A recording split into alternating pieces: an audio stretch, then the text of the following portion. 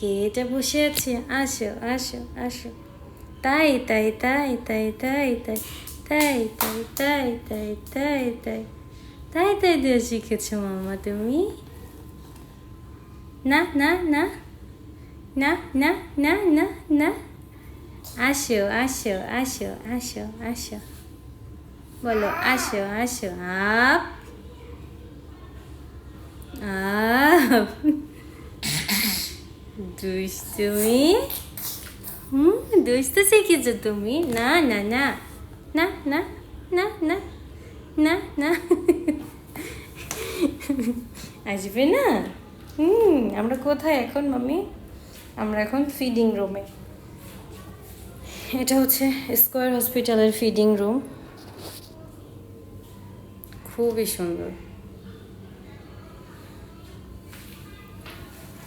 এরকম সুন্দর বসার একটা জায়গা যেখানে ফিডিং করানো যাবে বসে।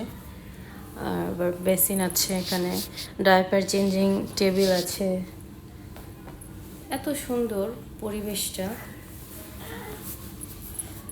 জানি না কেন আমাদের সরকারি হসপিটালগুলোতে এত সুন্দর করে পরিবেশগুলো বানায় না, আর বানালেও সেটা আমরা নিজেরাই নোংরা করি, নিজেরাই পর্যাপ্ত যত্ন নিতে পারি না। এই জন্য আসলে আমাদের বাধ্য হয়ে বেসরকারি হসপিটালগুলোতে আসতে হয়।